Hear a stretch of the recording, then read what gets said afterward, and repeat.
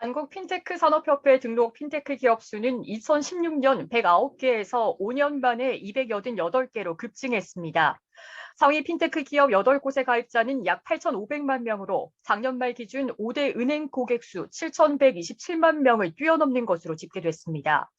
핀테크 내에선 지급결제 이용이 가장 활발한데 2020년 기준 하루 평균 8천억 원이 카카오페이, 네이버페이 등 스마트폰을 이용한 간편페이로 결제됐습니다.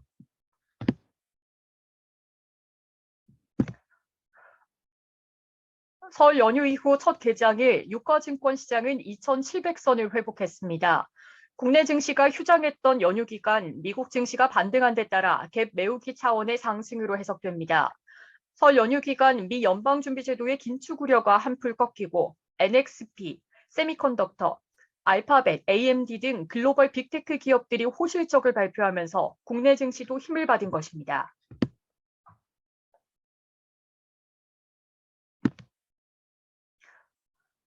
3일 달러당 원화값은 지난 1월 28일 종가보다 0.9원 하락한 1,206.4원으로 마감했습니다.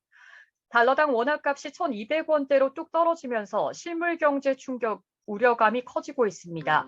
글로벌 인플레이션, 공급망 차질에 에너지 가격도 천정부지로 치솟는 상황에서 원화값 하락까지 겹쳐 기업 실적이 악화와 수입액 증가에 따른 무역 수지 악화, 수입 물가 급증 등 악영향을 받을 수 있다는 전망이 나옵니다.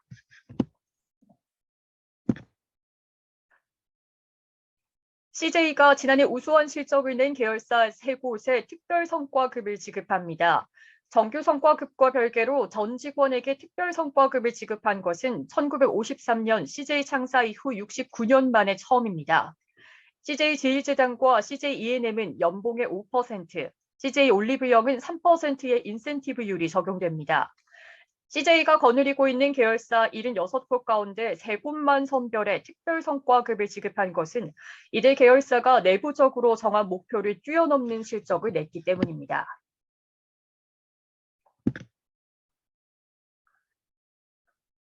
팬데믹 발생 이후 미국이 극심한 구인난을 겪고 있는 가운데 오미크론 변이 확진자가 급증하면서 오는 4일 발표되는 1월 비농업 취업자 수 통계가 마이너스를 기록했을 것이라는 전망이 나오고 있습니다.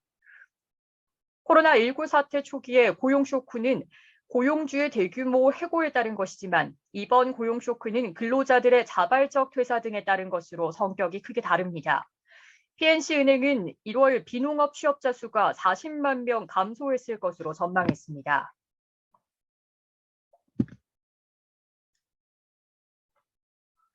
정의용 외교부 장관이 3일 하야시 요시마사 일본 외무상과 첫 통화를 갖고 북한의 미사일 도발에 대한 한미일 삼각공조와 과거사 문제에 대해 논의했습니다.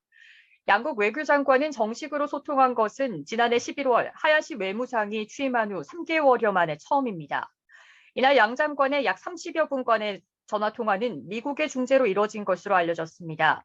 정 장관은 이에 앞서 이날 토니 블링컨 미 국무장관과 전화통화를 하고 북한의 최근 중거리 탄도미사일 발사 등에 대한 대응을 논의했습니다.